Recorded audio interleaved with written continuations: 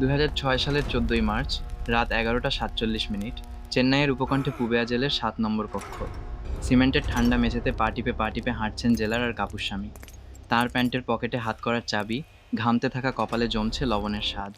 30 বছরের চাকরিতে তিনি দেখেছেন খুনি, ধর্ষক, সন্ত্রাসী, কাউকে ভয় পাননি।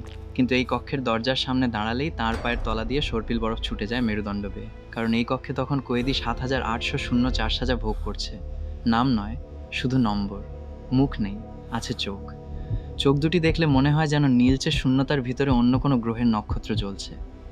12 মাস আগে এই মানুষটিকে এনেছিল সাদা রঙের একটি বন্ধ ট্রাকে। 4 জন এনএসজি কমান্ডো, মুখে কালো কাপড় বাঁধা, পাশেই ছিল হোম মন্ত্রকের এক আধিকারিক। হস্তান্তরের সময় আধিকারিক জেলার কানের কাছে ফিসফিস করে বলেছিলেন, এর মুখে কোনো কথা নয়, খাবার যাবে কক্ষের ভেতরে জানালা দিয়ে, মানুষের সংস্পর্শ শূন্য রাখতে হবে, সপ্তাহে একদিন ডাক্তার আসবেন দরজার বাইরে থেকে পরীক্ষা করতে। আর সে থেমে গিয়েছিল, থুতু গিলেছিল, আর কক্ষের 4 দেয়ালের মধ্যেই এর মৃত্যু হবে। কখনো বাইরে মুক্তি নয়। জেলা মাথা নেড়েছিলেন। জানতেন না তখন এই অন্ধকার সিদ্ধান্তের ভিতরে লুকিয়ে আছে এমন এক গল্প যা পচিয়ে তুলবে গোটা ভারতীয় গোয়েন্দা জগতের ভিত। 8 বছর আগের কথা। 1998 সালে বাংলার শিলিগুড়ির এক আবাসিক হোটেলের ছাদ থেকে লাফ দিয়ে আত্মহত্যা করেছিলেন রিসার্চ অ্যান্ড অ্যানালাইসিস উইংয়ের শীর্ষ গুপ্তচর অমর মহাজন। তাঁর গায়ে মেলে একটি চিঠি, লেখা ছিল, একজন ভূত আমাকে তাড়া করে, সে নাকি আমারই ছায়া, কিন্তু আমি আর পারছি না। 7 নম্বর কক্ষের ভিতরে পৌঁছে যেতে যেতে আমি আর আমার আসল নিজের মধ্যে পার্থক্য ভুলে গেছি। চিঠি শেষ হতেই সবাই ধরে নিয়েছিল 7 নম্বর কক্ষ বলে কোনো কিছু নেই, এটি পাগলের প্রলাপ, নয়তো গুপ্তচরের স্মৃতিভ্রংশ। কিন্তু ডিরেক্টর পদে তখন নবনিযুক্ত অজিত দোভাল ওই চিঠি পড়েছিলেন 7 বার। 7ম বার তাঁর হাতের কলম ভেঙে গিয়েছিল চাপে। তিনি জানতেন 7 নম্বর কক্ষের ভিতরে একজন বসে আছেন, একজন যার চোখের সামনে 1991 সালে সোভিয়েত ইউনিয়নের পতন ঘটেছিল এক ভিন্ন সত্যের আকারে। সেই সত্যের দরজা খোলে 1991 সালের 25 ডিসেম্বর। মস্কোর ক্রেমলিন থেকে গর্বাচেভের পদত্যাগের ভাষণ দেখছিলেন তৎকালীন প্রধান গুপ্তচর সন্দীপ ঘোষ। পাশে বসা এক অল্প বয়সী অফিসার, যার ভবিষ্যতে হবে 7804। সে হঠাৎ করেই বলে উঠেছিল, স্যার, দুনিয়াটা আর লাল মানচিত্রে চলে না, এখন শুরু হচ্ছে খেলার নতুন বোর্ড, নীল। আর নীল তার মানে। চোখ তুলে ঘোষের মুখের দিকে তাকিয়ে শেষ করেছিল, আমরা কেউ নিরাপদ নই, আমাদের নিজেদের দেশের ভিতরেই তৈরি হচ্ছে জাল। বিহার থেকে করাচি পর্যন্ত এক অদৃশ্য পাতাল রেল লাইন। ওপাশে বসে পরিকল্পনা করে জেনারেল জিয়াউল হক, এপাশে উপরে ফেলার অপেক্ষায় বসে দাউদ ইব্রাহিমের এক আস্থাভাজন। ঘোষ হেসেছিলেন, সেদিন রাতে হেসেছিলেন। মাত্র 3 মাসের মধ্যেই তার হাসি পাথর হয়ে গিয়েছিল। 1992 সালের 6 ডিসেম্বর অযোধ্যায় বাবরি মসজিদ ভাঙার ঠিক আগের রাতে দিল্লির উপকণ্ঠে এক ডামর বাংলার ভিতর বসেছিল এক গোপন বৈঠক। সেদিন সেই অল্প বয়সী গুপ্তচর, বয়স তখন মাত্র 28, 3টি ভাঁজ করা কাগজ এনেছিল। প্রথম কাগজে ছিল গুজরাটের কিছু ব্যবসায়ীর নাম, দ্বিতীয় কাগজে ছিল পাকিস্তানের ISI এর একটি কোড, তৃতীয় কাগজটি তিনি বারবার পড়তে দিতে চাননি। বলেছিলেন, এটা শুধু আমার স্মৃতিতে থাকবে, মৃত্যুর আগে এই তথ্য আমি নিজের চোখের মনিতে এমবেড করে যাব। ঘোষ সেদিনই বুঝেছিলেন, এই মানুষটির ভেতরে আর সাধারণ মানবিকতা নেই, সে নিজেকে বানিয়েছে এক জীবন্ত সিফারের মতো। কিন্তু যত বড় সিফার তত বড় মূল্য দিতে হয়, আর সেই মূল্য পরিশোধের জায়গার নামই হচ্ছে 7 নম্বর কক্ষ। তখনও কক্ষটি তৈরিই হয়নি। তৈরির নির্দেশ দেন তৎকালীন স্বরাষ্ট্র সচিব মদন গোয়েল। অঙ্কন করেছিলেন এক স্থপতি, যাকে 3 বছর পর মৃত পাওয়া যায় দিল্লির হাউজিং কমপ্লেক্সের নিচতলায়। দরজা ছিল দ্বিস্তর ইস্পাতের। ভেতরের প্রাচীর এত পুরু যে ভিতরের কারো চিৎকার বাইরে শুধু কম্পন আকারে আসে, শব্দ নয়।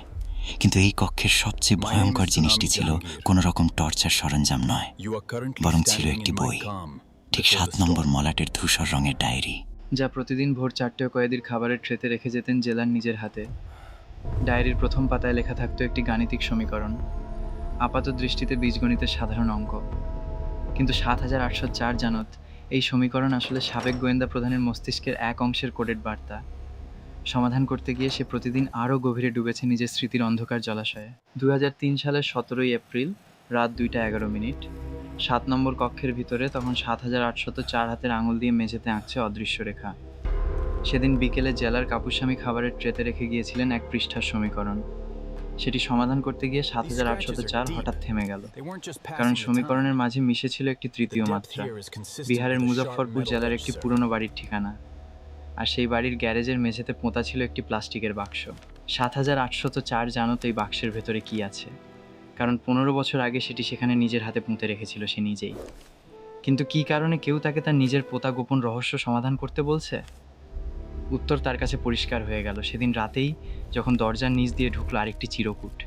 তাতে সাদা কালিতে লেখা, আপনি একমাত্র জীবিত ব্যক্তি যিনি জেনারেল জিয়াউল হকের মৃত্যুর আসল কারণ জানেন। বলুন, নাহলে আপনার মেয়ের ফাঁসি হবে 24 ঘন্টার মধ্যে। 7804-এর কোনো মেয়ে নেই। এটি ছিল তাঁর প্রথম মিথ্যা শনাক্ত করার পরীক্ষা। যিনি চিরকুট লিখেছিলেন তিনি আসলে জানতেন না যে 7804 বন্ধা। অর্থাৎ যিনি আজ এই পরীক্ষা চালাচ্ছেন তিনি আর খাঁটি গোয়েন্দা নন, তিনি কোনো প্রতারণার ফাঁদ পাচ্ছেন। কেন? কারণ 7 নম্বর কক্ষের বাইরে দেশের গোয়েন্দা ব্যবস্থায় তখন ইতিমধ্যে ঢুকে গেছে এক অন্য সত্তা, যার নাম ভূমিকম্প নয়, সুনামি জাহাঙ্গীর। মিয়ানমারের সীমান্ত পেরিয়ে 2002 সালে ভারতে আসা এই এজেন্ট এখন বসে আছে নতুন দিল্লির একটি মাল্টিপ্লেক্সের 3য় তলায়। তার কাজ ছিল 7804-এর চুপ থাকার ক্ষমতা পরিমাপ করা, নয়তো গোপন সত্য বের করা। কিন্তু সে ব্যর্থ হয়েছিল, কারণ 7804 আসলে মোটেও চুপ ছিল না। সে দিনরাত কথা বলতো, কেবল শব্দ ছাড়া। 2011 সালের 9 সেপ্টেম্বর মধ্যরাত 7 নম্বর কক্ষের দরজার ভেতর থেকে প্রথমবারের মতো অদ্ভুত এক শব্দ শুনতে পান জুনিয়র জেলার সুব্রহ্মণ্যম, যেন কারও নখ দিয়ে সিমেন্টের দেওয়ালে আঁচড় কাটা। ভোররাতে কাপুস্বামী যখন কক্ষ খুললেন, দেখলেন দেওয়ালের 3 কোণ ঢেকে গেছে গাণিতিক প্রতীক আর ফার্সি ভাষায় লেখা ছোট ছোট বাক্যে। একটি বাক্যের অর্থ ছিল, আমি জানি ইন্দিরা গান্ধী হত্যার নির্দেশ কে দিয়েছিল, এটি কোনো বিদেশি সংস্থা নয়, এটি ছিল আমাদের ঘরের ভেতরের লাশ। অন্য একটি বাক্যে লেখা ছিল, দাউদ ইব্রাহিমের 1993 সালের বিস্ফোরণের আগের সপ্তাহে এক বড় রাজনীতিকের সঙ্গে বৈঠকের সঠিক স্থান ও সময়।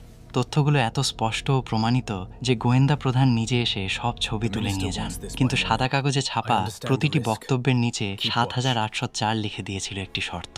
এই তথ্যের বিনিময়ে আমাকে একটি প্রশ্নের উত্তর দিতে হবে, আমার আসল কালো সুটকেসটি কোথায়? কালো সুটকেস 1991 সালের 20 মে, ঠিক সোভিয়েত ইউনিয়নের পতনের 6 মাস আগে 7804 কাশ্মীরের অনন্তনাগ জেলার এক পরিত্যক্ত ফার্ম হাউসে শেষবারের মতো সেই সুটকেসটি নিজের হাতে স্পর্শ করেছিল। ভেতরে ছিল তৎকালীন রাষ্ট্রপতি ও প্রধানমন্ত্রীর মধ্যকার বাতিল হওয়া গোপন চুক্তির অডিও টেপ, একটি ছোট ট্রানজিস্টার রেডিও আকারের ইউরেনিয়াম ট্রেসার এবং কয়েকটি মাইক্রোফিল্ম। সুটকেসটি তুলে দিতে হয়েছিল আইএসআই এর এক ডবল এজেন্টের হাতে, বিনিময়ে জম্মুতে আটক 6 জন ভারতীয় এজেন্টের মুক্তি। সেই লেনদেন করেছিলেন তৎকালীন প্রধানমন্ত্রীর গোপন উপদেষ্টা।